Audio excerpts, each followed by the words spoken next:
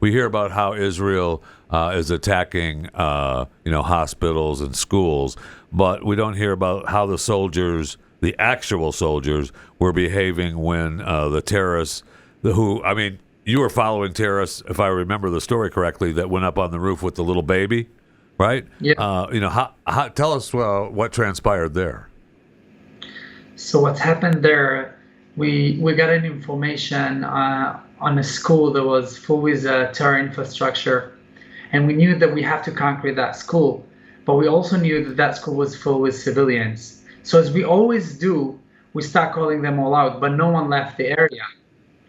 So we used a drone in order to scan the area from above to understand why those civilians not leaving the school. And then we saw, I think it was 5-year-old kid who tried to run away, and one of the Hamas guards inside that school shot this little kid in his head and killed him. In that point, we understood we have to fight those and kill those guards in order to let those civilians to leave the area.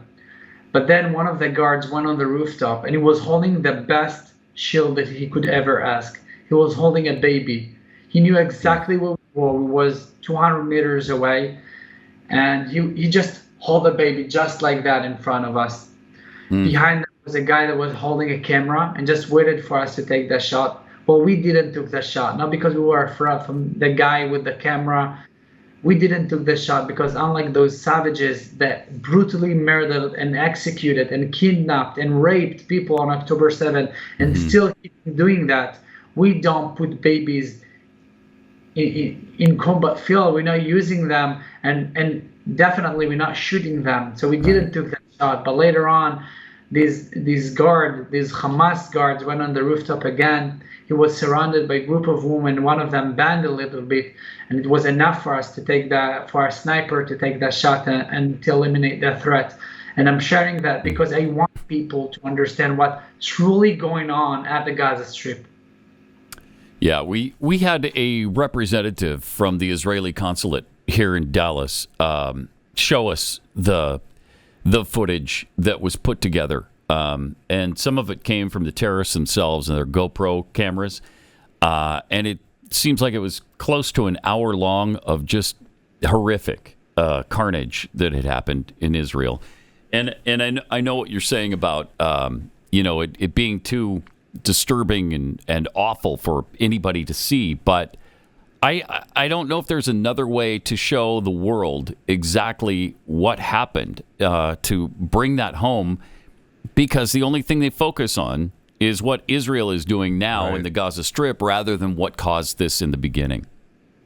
Yeah, unfortunately, yesterday I had the opportunity right now on a speaking tour here in the United States to share our story, to share the story, not just only my story, but the story of my unit and our nation.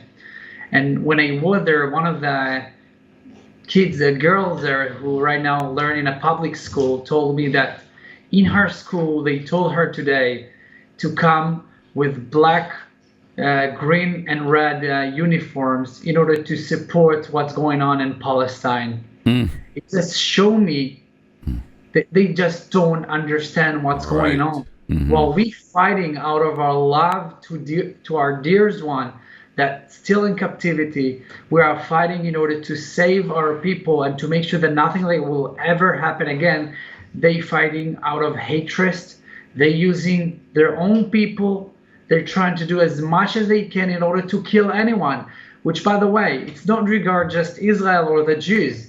They hate everything regard the West. Yes. Every West values they're fighting against. While they're shouting death to Israel, they're shouting death to America. Yes. And we have to understand that, and we have to fight them. Otherwise, Israel will be their first stop. They will follow the United States. They will follow Europe. And by the way, they're already trying to do that. What can Americans do, Captain Cohen, to help right now, to turn the tide and help people understand exactly what's going on? In the short term, share this video, share this interview. I think people have to understand what's going on. But more than that, they have to support Israel. They have to understand that Israel is not supposed to be alone in this war, in this fight. We're fighting the world fight. This is not fight between Hamas and Israel. This is fight between good and evil. And the first thing that I would like them to do is to support the IDF, to talk loud and clear that they are against terrorism, that they are against those terrible terror organization, that the only cause is to fight the West and our values.